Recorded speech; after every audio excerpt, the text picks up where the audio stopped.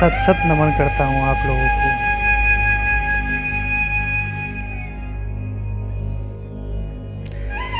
आज हम लोग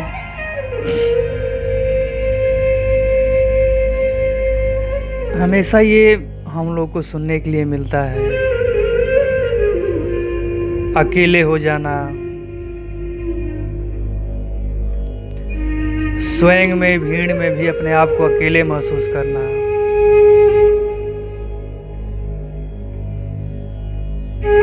एकांकीपन,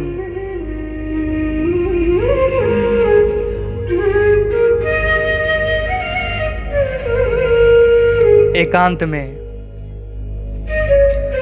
तो सर्वप्रथम आज हम लोग यह जाने कि एकांत है क्या, एकांत है क्या। क्योंकि वो सारी चीज़ें एकांत में अकेले हो जाना अपने आप में बहुत बड़ी चीज़ है, और हमारा प्रयास है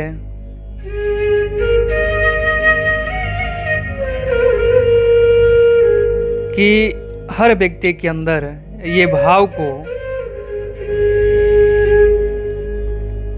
जागृत करना है। क्योंकि जो अकेले और एकांत में जो आनंद है, एकांत का मतलब वो नहीं कि आप सारी चीज़ों को छोड़ करके, सब लोगों को छोड़ करके आप किसी पर्वत पठारी पे आप जा करके अकेले हो जाएं, वो नहीं होता। तो एकांत के विषय में कुछ बातें समझ लेनी जैसी है। एक, अकेले हो जाना मौलिक है, आधारभूत है, आपके अस्तित्व का सही स्वभाव है।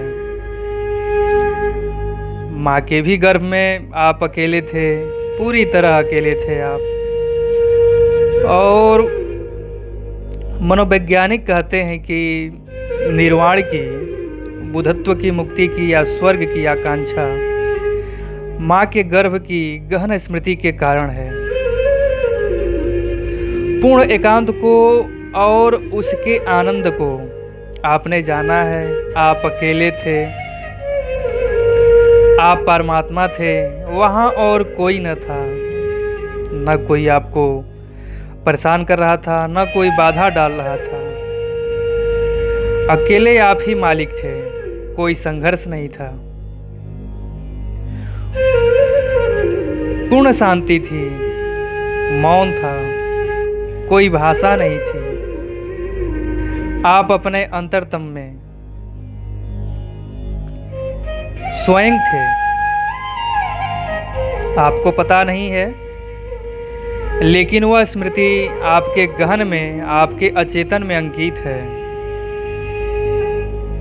तो हमारे मनोवैज्ञानिक कहते हैं, इसीलिए सब सोचते हैं कि बचपन बहुत सुंदर था। हर देश और हर जाति यह सोचती है कि अतीत में कभी स्वर्ण युग था, जीवन सुंदर था। हिंदू उसे सतयुग कहते हैं, अतीत में, बहुत पहले। इतिहास के भी शुरू होने से पूर्व सब कुछ सुंदर और आनंदपूर्ण था। न कोई झगड़ा था, न कोई फसाद, न कोई हिंसा, केवल प्रेम ही प्रेम था। वह स्वर्ण युग था। ईसाई कहते हैं, आदम और अदन के बगीचे में बड़ी निर्दोषता और आनंद से रहते थे, फिर पतन हुआ। तो स्वर्ण युग उस पतन से पहले था। हर देश, हर जाति, हर धर्म यह सोचता है कि स्वर्ण युग कहीं अतीत में था। और बड़ी अजीब बात यह है कि आप अतीत में कितने ही पीछे चले जाओ, हमेशा ऐसा ही सोचा जाता है। मेसोपोटामिया में एक शिला मिली है जो 6000 वर्ष पुरानी है। उस पर एक लेख खुदा हुआ है। उसे यदि आप पढ़ो तो आपको लगेगा कि आप आज के किसी अखबार का संपादकीय पढ़ रहे हो। वह शिलालेख कहता है कि यह युग पाप का युग है, सब कुछ गलत हो गया है। बेटे बाप की नहीं मानते, पति पत्नी में विश्वास नहीं करती, अंधकार छा गया है। अतीत के वह स्वर्णिम दिन कहाँ गए? वह शिलालेख 6000 वर्ष पुराना है। लाओ त्से कहते हैं कि अतीत में पूर्वजों के सामने सब ठीक था, तब ताओ का साम्राज्य था, तब कोई गलती न थी, और क्योंकि कोई कमी न थी इसीलिए कोई सिखाने वाला न था। कोई कमी न थी जिसे सुधारना पड़े, इसीलिए कोई पंडित, कोई शिक्षक, कोई धर्मगुरु न था। लाओ त्से कहता है कि उन पुराने दिनों में कोई धर्म न था, उसकी कोई जरूरत न थी, क्योंकि ताओ का साम्राज्य था और सभी इतने धार्मिक थे कि किसी धर्म की जरूरत ही नहीं थी। उस समय कोई संत न था, क्योंकि पापी नहीं थे। हर कोई इतना संत था कि किसी को खबर ही नहीं थी कि कौन संत है और कौन पापी। मनोवैज्ञानिक कहते हैं कि यह अतीत कभी नहीं था, यह अतीत तो हर व्यक्ति के गहन में छिपी हुई गर्भ की स्मृति है। वह अतीत असल में गर्भ में था, ताओ गर्भ में था और वहां सब कुछ ठीक था, सुंदर था, संसार से पूर्णता अनजान। बच्चा आनंद में तैर रहा था। गर्भ में बच्चा ऐसे ही था जैसे शेष नाग पर लेटे विष्णु भगवान। हिंदू मानते हैं कि विष्णु अपनी नाग सैया पर लेटे हुए आनंद के सागर में तैर रहे हैं। गर्भ में बच्चा ऐसे ही होता है, बच्चा भी तैरता है, माँ का गर्भ भी सागर के जैसा है। और आप हैरान हो जाएंगे कि माँ के गर्भ में बच्चा जिस जल में तैरता है उसके सभी लवण वही होते हैं जो सागर के जल में होते हैं। वही लवण, वही अनुपात, वह सागर का ही सुखद जल होता है। और गर्भ में सदा बच्चे के लिए उचित तापमान रहता है। माँ चाहे सर्दी में कांप रही हो, उससे कोई फर्क नहीं पड़ता। बच्चे के लिए गर्भ में सदा एक सा तापमान रहता है। वह उष्ण रहता है, आनंद से तैरता है, कोई चिंता, कोई दुख उसे नहीं होता, कोई उत्तरदायित्व उस पर नहीं होता। वह अकेले होता है, उसे माँ का भी पता नहीं होता। माँ उसके लिए जैसे होती ही नहीं। यह संस्कार, यह छाप आपके साथ रहती है, यही मूल सत्य है। व्यक्ति समाज में प्रवेश करने से पहले आप ऐसे ही थे, और मरकर जब आप समाज से बाहर हो जाओगे तब भी यही सत्य होगा। आप फिर अकेले हो जाओगे और एकाकीपन के इन दो छोरों के बीच आपका जीवन तमाम घटनाओं से भरा होता है, क्योंकि वे सब घटनाएं संयोगिक हैं। गहरे में आप अकेले ही रहते हो, क्योंकि वही मूल सत्य है। उस एकांत के चारों तरफ बहुत कुछ घटता है। आपका विवाह होता है, आप दो हो जाते हो, फिर आपके बच्चे हो जाते हैं और आप कई हो जाते हो। सब कुछ होता रहता है, लेकिन केवल परिधि पर। गहन अंतरतम अकेला ही रहता है, वह आपकी वास्तविकता है। आप उसे अपनी आत्मा कह सकते हो, अपना सार कह सकते हो। गहन एकांत में इस सार को दोबारा प्राप्त कर लेना है। तो जब बुद्ध कहते हैं कि उन्हें निर्वाण उपलब्ध हो गया है, तो असल में उन्हें यह एकांत, यह आधारभूत सत्य उपलब्ध हो गया है। महावीर कहते हैं कि उन्हें केवल उपलब्ध हो गया है।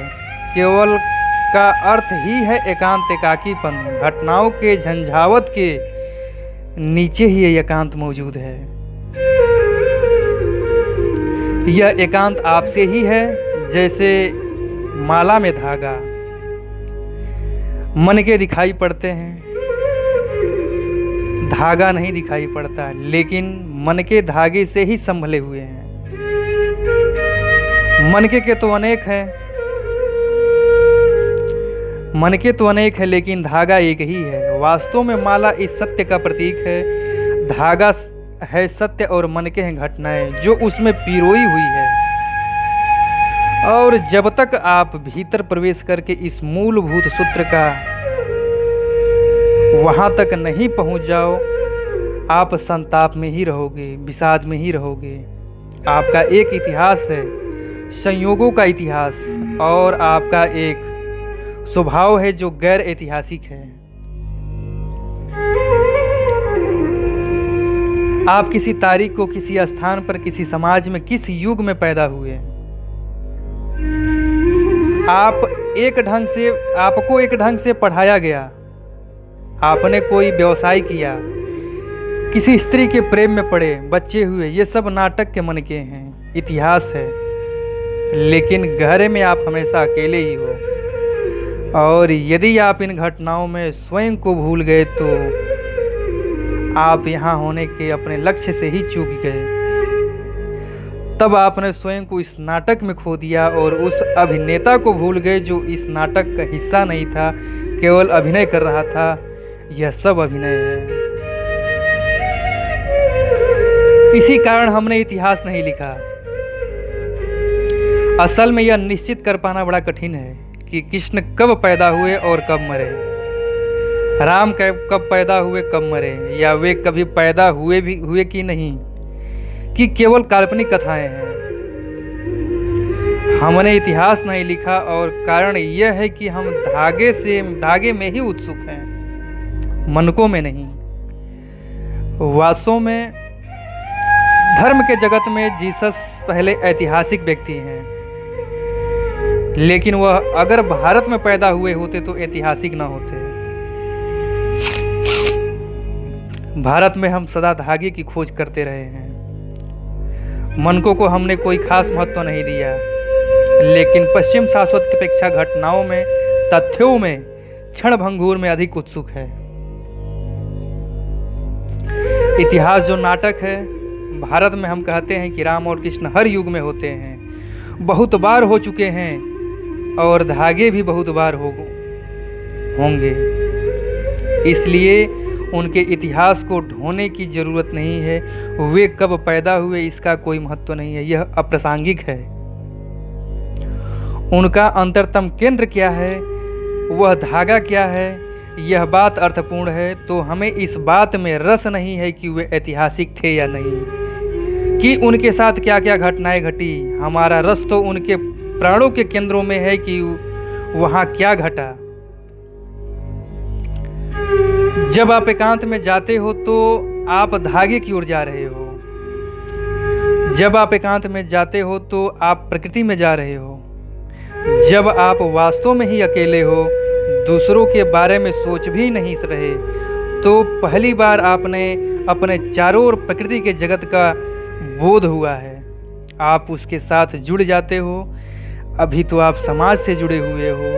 यदि आप समाज के बंधन से छूट जाओ, प्रकृति से जुड़ जाओ, जब वर्षा होती है, वर्षा तो सदा से ही हो रही है, लेकिन आप उसकी भाषा को नहीं समझ सकते, आप उसे नहीं सुन पाते, आपके लिए उसका कोई अर्थ नहीं है।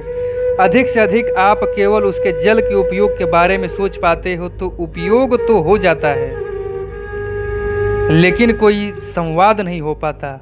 आप वर्षा की भाषा को नहीं समझ पाते, आपके लिए वर्षा का कोई व्यक्तित्व नहीं है। लेकिन कुछ समय के लिए यदि आप समाज को छोड़ दो और अकेले हो जाओ, तो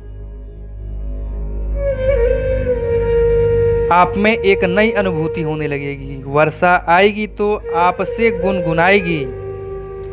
जब आप उसके भाव को समझने लगोगे कि किसी दिन वर्षा बहुत गुस्से में होगी और किसी दिन बहुत सुखद और प्रेमपूर्ण होगी, किसी दिन पूरा आकाश उदास है और किसी दिन नाच रहा है, किसी दिन सूर्य ऐसे उगता है जैसे बिना इच्छा के जबरदस्ती उग रहा है, और किसी दिन सूर्य ऐसे उगता है जैसे खेल रहा हो आप अपने चारों ओर सभी भाव दशाएं अनुभव करोगे। प्रकृति की अपनी भाषा है लेकिन वह मौन है, और जब तक आप मौन नहीं हो जाते उसे नहीं समझ सकते।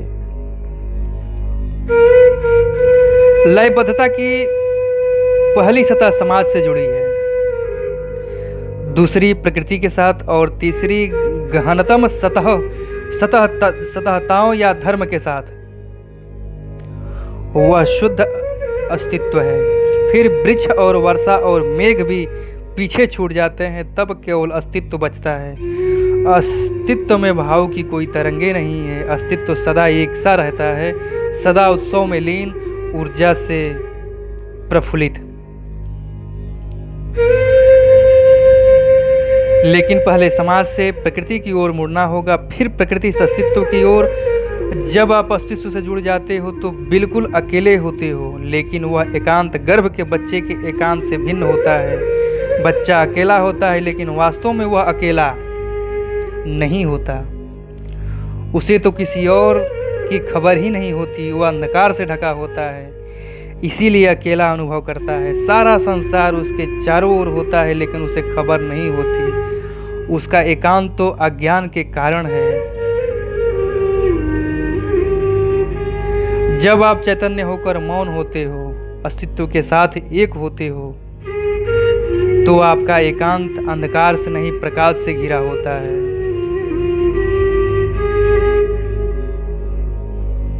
गर्भ में बच्चे के लिए संसार नहीं होता क्योंकि उसे उसकी खबर नहीं होती, और आपके लिए संसार नहीं होगा क्योंकि आप संसार के साथ एक हो जाओगे। जब आप गहनतम अस्तित्व में प्रवेश करते हो तो अकेले हो जाते हो क्योंकि अहंकार समाप्त हो जाता है। अहंकार समाज द्वारा दिया गया है। जब आप प्रकृति से जुड़ते हो तो भी अहंकार थोड़ा बहुत रह सकता है, लेकिन उतना नहीं जितना समाज में होता है। जब आप अकेले होते हैं तो अहंकार मिटने लगता है क्योंकि वह सदा संबंधों से ही पैदा होता है। इस पर थोड़ा विचार करें आप लोग। हर व्यक्ति के साथ आपका अहंकार बदल जाता है। जब आप अपने नौकर से बात कर रहे हो तो भीतर अपने अहंकार को देखो कि कैसे काम कर रहा है। यदि अपने मित्र से बात कर रहे हो तो भीतर देखो कि अहंकार कैसा है। जब अपनी प्रेमिका से बात कर रहे हो तो देखो कि अहंकार है भी या नहीं। और जब आप एक मासूम बच्चे से बात कर रहे हो तो भीतर झांको, तब अहंकार नहीं होगा क्योंकि छोटे बच्चे के सामने अहंकार दिखना मूढ़ता होगी। आपको पता है कि यह बात मूढ़ता की ही हो जाएगी। इसीलिए छोटे बच्चे के साथ खेलते हुए आप बच्चे ही बन जाते हो। बच्चा अहंकार की भाषा नहीं जानता, और बच्चे के सामने अहंकार दिखाकर आप बिल्कुल मूर्ख लगोगे। तो जब आप बच्चों के साथ खेलते हो वे आपके बचपन में लौटा लाते हैं। जब आप एक कुत्ते से बात करते हो, खेलते हो, तो समाज ने जो अहंकार आपको दिया है वह विदा हो जाता है क्योंकि एक कुत्ते के साथ अहंकार का प्रश्न ही नहीं उठता। लेकिन अगर आप बड़े सुंदर और कीमती कुत्ते के साथ टहल रहे हो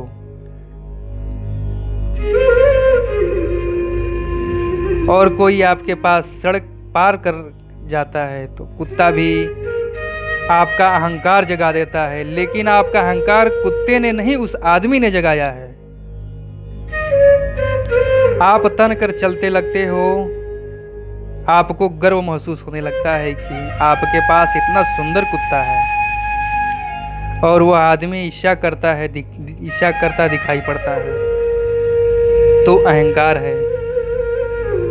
परंतु जब आप वन में चले जाते हो तो अहंकार मिटने लगता है। इसीलिए तो सभी धर्मों का जोर है कि चाहे थोड़े समय के लिए ही सही प्रकृति के जगत में चले जाओ। यह सूत्र सरल है, बहुत ही सरल है।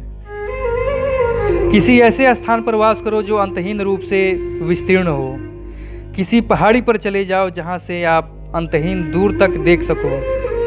यदि आप अंतहीन रूप से देख सको, आपकी दृष्टि कहीं रुके नहीं, तो अहंकार मिट जाता है। अहंकार के लिए सीमाओं की ज़रूरत होती है। सीमाएं जितनी सुनिश्चित हो, अहंकार के लिए उतना ही सरल हो जाता है। तो किसी ऐसे स्थान पर वास करो अंतहीन रूप से वितीर्ण हो, वृक्ष, पहाड़ियाँ, पेड़ पौधे, पक्षी, प्राणियों से रहित हो, तब मन के भारों का अंत हो जाता है। मन बहुत सूक्ष्म है। आप एक पहाड़ी पर हो जहां और कोई नहीं, लेकिन नीचे कहीं आपका कोई झोपड़ी दिखाई दे जाए तो आप उस झोपड़ी से बातें करने लगोगे, उसे संबंध जोड़ लोगे।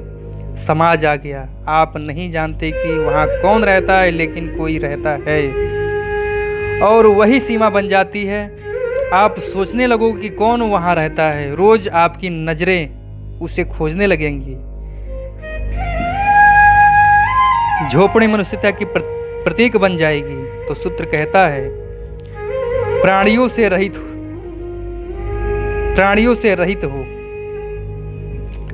वृक्ष भी न हो, क्योंकि जो लोग अकेले होते हैं वे वृक्षों से बोलना शुरू कर देते हैं, उनसे मित्रता कर लेते हैं, बातचीत करने लगते हैं। आप उस व्यक्ति की कठिनाई को नहीं समझ सकते जो अकेला होने के लिए चला गया है। वह सोचता है कि कोई उसके पास हो, तो वह वृक्षों को ही नमस्ते और आप कैसे हैं कहना शुरू कर देगा। और वृक्ष भी प्राणी है। यदि आप ईमानदार हो तो वे भी जवाब देना शुरू कर देंगे। वहाँ प्रतिसंवेदन होगा तो आप समाज खड़ा कर सकते हो। तो इस सूत्र का अर्थ यह हुआ कि किसी स्थान पर रहो और सचेत रहो कि कोई दोबारा समाज ना खड़ा कर लो। आप एक वृक्ष से भी प्रेम करना शुरू कर सकते हो। आपको लग सकता है कि वृक्ष प्यासा है तो कुछ पानी ले आऊं। आपने संबंध बनाना शुरू कर दिया और संबंध बनते ही आप अकेले नहीं रह जाते। इसीलिए इस बात पर जोर है कि ऐसे स्थान पर चले जाओ, लेकिन यह याद रखो कि आप कोई संबंध नहीं बनाओगे। संबंध और संबंधों के संसार को पीछे छोड़ जाओ और अकेले ही वहां जाओ। शुरू में तो यह बहुत कठिन होगा, क्योंकि आपका मन समाज द्वारा निर्मित है। आप समाज को तो छोड़ सकते हो, लेकिन मन को कहाँ छोड़ोगे। मन छाया की तरह आपका पीछा करेगा। मन आपको डराएगा, मन आपको सताएगा। आपके सपनों में ऐसे चेहरे आएंगे जो आपको खींचने का प्रयास करेंगे। आप ध्यान करने का प्रयास करोगे, लेकिन विचार बंद नहीं होंगे। आप अपने घर की, अपनी पत्नी की, अपने मित्र की, अपने बच्चों की सोचने लगोगे। यह मानवीय है, क्योंकि हम ऐसे ही होते हैं। और ऐसा केवल आपसे ही नहीं होता, ऐसा बुद्ध और महावीर को भी हुआ। ऐसा हर किसी को हुआ है। एकांत के 6 लंबे वर्षों में बुद्ध भी यशोधरा के बारे में सोचेंगे ही। शुरू में जब मन उनका पीछा कर रहा था, तब वह यदि किसी वृक्ष के नीचे ध्यान करने बैठते होंगे तो यशोधरा पीछा करती होंगी। उसी स्त्री से वह प्रेम करते थे और उन्हें जरूर गलानी हुई होगी कि बिना कुछ बताए उसे वे पीछे छोड़ आए थे। उसका कहीं उल्लेख नहीं है कि कभी यशोधरा के बारे में उन्होंने सोचा, लेकिन मैं कहता हूँ कि उसके बारे में उन्होंने निश्चित ही सोचा होगा। यह तो बिल्कुल मानवीय, बिल्कुल स्वाभाविक बात है। यह सोचना बहुत अमानवीय होगा कि यशोधरा की याद उन्हें फिर कभी नहीं आई, और यह बुद्ध के लिए उचित भी न होगा। धीरे धीरे बड़े संघर्ष के बाद ही वह मन को समाप्त कर पाए होंगे। लेकिन मन चलता ही रहता है, क्योंकि मन और कुछ नहीं, समाज ही है। आंतरिक समाज है। समाज जो आप में प्रवेश कर गया है, आपका मन है। आप बाह्य समाज, बाह्य वास्तविकता से भाग सकते हो, लेकिन आंतरिक समाज आपका पीछा करेगा।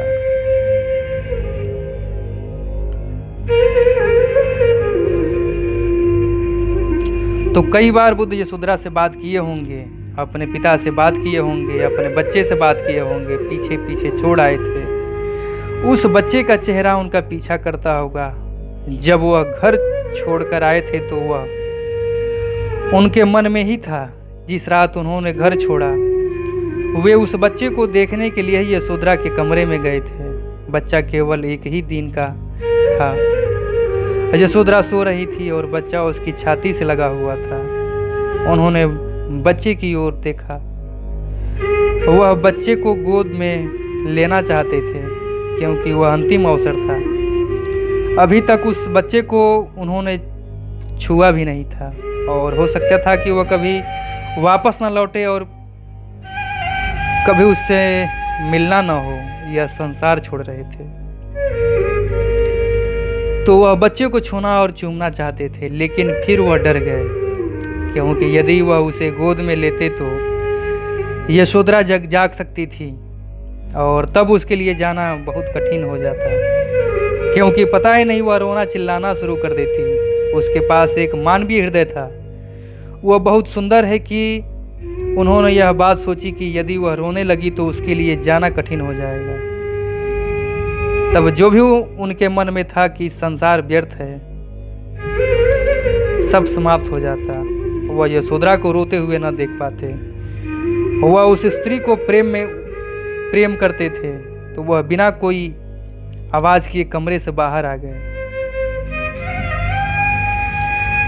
अब यह व्यक्ति सरलता से यशोधरा और बच्चे को नहीं छोड़ सका था। कोई भी न छोड़ पाता। तो जब वह भिक्षा मांगते थे उनके मन में अपने महल और साम्राज्य का विचार उठता ही होगा। वह अपनी मर्जी से भिखारी थे। अतीत जोर मारता होगा, चोट करता होगा कि वापस आ जाओ। कई बार वह सोचते होंगे मैंने भूल की है, ऐसा होना निश्चित ही है।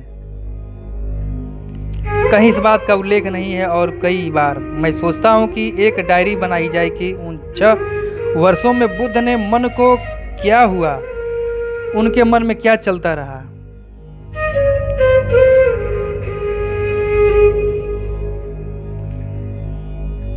आप कहीं भी जाओ मन छाया की तरह पीछा करेगा तो सरल नहीं होगा। यह किसी के लिए सरल नहीं रहा।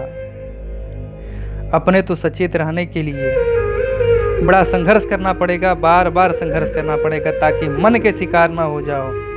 और मन अंत तक पीछा करता है जब तक आप हार ही न जाओ, आपके लिए कोई उपाय ही न बचे, कुछ भी न कर न सको। मन आपका पीछा करता ही रहेगा। मन रोज प्रयास करेगा, कल्पनाएं और स्वप्न खड़े करेगा, सब तरह के लोभ और भ्रम पैदा करेगा।